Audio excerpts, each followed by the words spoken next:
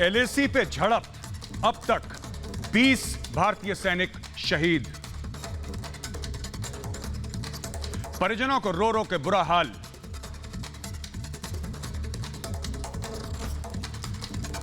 सुनने में आया है कि चीनी कमांडिंग ऑफिसर की मौत हो चुकी है।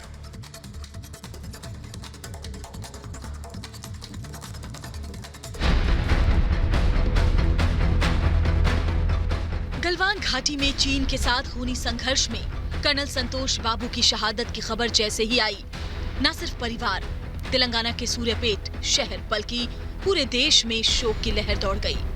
कर्नल संतोष 16 बिहार रेजिमेंट के कमांडिंग ऑफिसर थे और 1.5 साल से सीमा पर तैनात थे।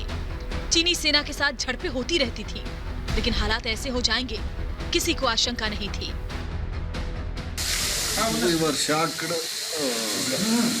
Since yesterday, we are under deep shock on hearing from my son's misfortune. Never expected, because it is not new to him for working in such difficult places.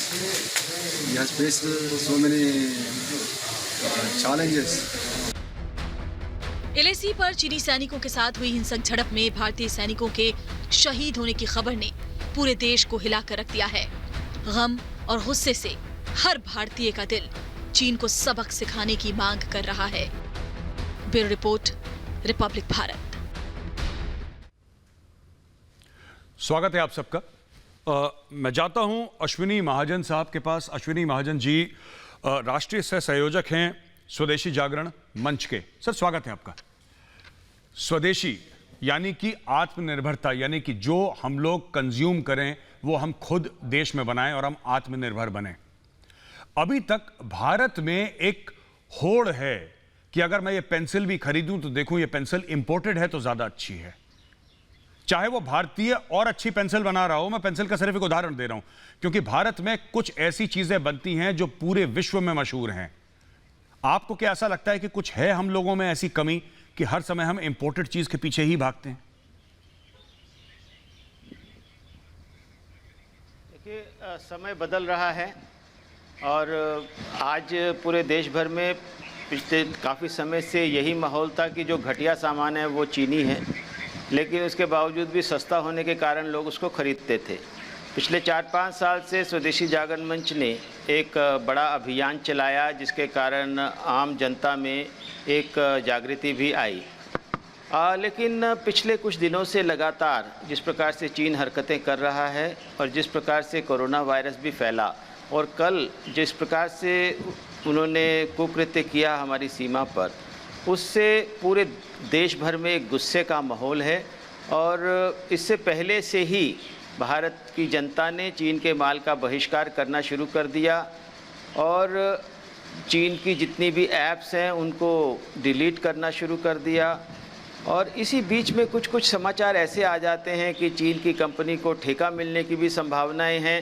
ये लंबे समय से ये चीज़ें चल रही थी, लेकिन हम जानते हैं कि चीन के खिलाफ़ इस प्रकार का जो गुस्सा है, अब भारत सरकार से पूरे देश की जनता अपील कर रही है कि किसी चीनी कंपनी को ठेका ना दिया जाए। ऐसा भी देखने में आया है कि चीन की जो कंपनियां हैं ऐसे सामरिक दृष्टि से महत्वपूर्ण स्थानों पर कॉस्ट से भी कम, लागत से भी कम टेंडर भर देती हैं और उस सामरिक दृष्टि से महत्वपूर्ण जो जानकारी हैं उस पर कब्जा करना चाहती हैं, उसको इकट्ठा करना चाहती हैं ताकि उसको हमारे देश के खिलाफ इस्तेमाल कर सकें।